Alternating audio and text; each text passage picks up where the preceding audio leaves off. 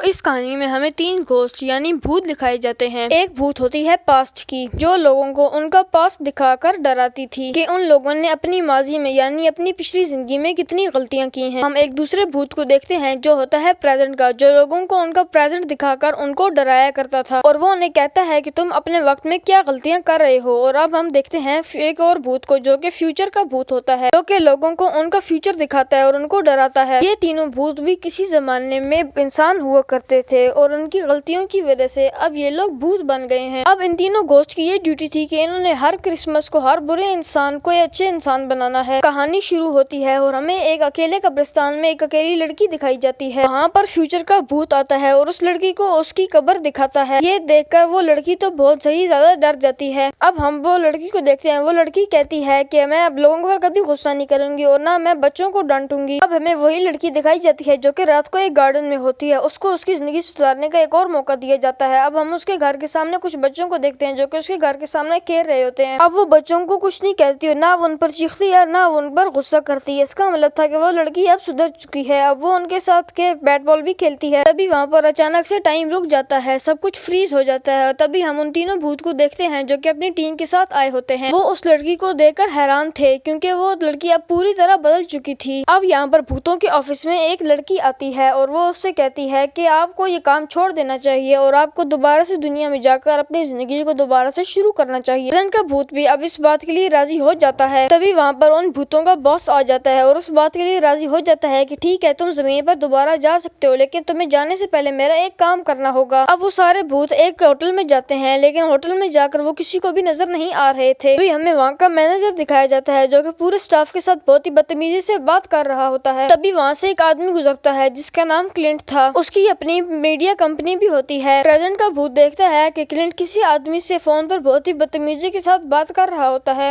तभी वो उसका पीछा करता है और वो बात करते करते एक पार्टी में आ जाता है जहाँ पर बहुत बड़े बड़े बिजनेसमैन भी होते हैं। यहाँ पर प्रेजेंट का भूत क्लिंट की सारी इंफॉर्मेशन निकलवा लेता है, उसके बारे में जानता है, जिससे उससे पता चलता है कि क्लिंट कोई ऐसा वैसा आदमी नहीं बल्कि बहुत ही बड़ा आदमी है जो कि लोगों के बहुत बड़े बड़े बिजनेस तबाह करके इतना बड़ा आदमी बना है। अब उसे पता चलता है कि क्लिंट की एक बहन भी थी जिसकी 5 साल पहले डेथ हो गई थी और उसकी एक छोटी बेटी भी है और उस बच्ची को संभालने की जिम्मेदारी क्लिंट की होती है, लेकिन वो उसको अपने छोटे भाई के हवाले कर देता है। अब उसकी जिंदगी के बारे में सब कुछ जानने के बाद प्रेजेंट का भूत कहता है कि मैं क्लाइंट की जिंदगी को बदल कर दिखाऊंगा। अब ये सब बातें प्रेजेंट का भूत अपने बॉस को जाकर बता देता है। अब उसका बॉस उसकी तरफ क्लिंट की फाइल उठाकर फेंकता है और उस फाइल के ऊपर लिखा होता है अनरीडेमेबल, यानी कि उसको बदला नहीं जा सकता। उसके गुनाहों का घड़ा अब फुल तरह से भर चुका होता है। तभी प्रेजेंट का भूत कहता है कि नहीं, मैं उसे बदलूंगा। अब उसके ऑफिस में मिलने उसकी बहन की बेटी आती है। वो उसे कहती है कि मैं अपने स्कूल में इलेक्शन लड़ना चाहती हूँ क्योंकि मैं उस स्कूल की प्रेसिडेंट बनना चाहती हूँ। वो कहती है कि मेरे साथ एक लड़का भी मौजूद है जो कि बहुत ज्यादा मशहूर है, सारे के सारे लोग उसी लड़के को वोट देंगे। कहती है कि मैं किसी भी कीमत पर उसे हराना चाहती हूँ। क्लिंट उसकी बातें सुनकर उससे कहता है कि उस लड़के ने अपनी जिंदगी में कभी न कभी कोई न कोई तो गलत काम किया ही होगा और हम वही गलती स्कूल वालों के सामने लेकर आएंगे। अब उसके साथ जो कामकारी उसकी असिस्टेंट होती है उसको उस लड़के की एक वीडियो मिल जाती है जिसमें वो बेकार लोगों के बारे में बहुत बुरा भला कह रहा होता है और अब ये वीडियो वो लोग स्कूल में दिखाने वाले थे ताकि क्लिंट की बहन की बेटी ही ये इलेक्शन जीते। अब वो असिस्टेंट जिसने वीडियो दी थी उसको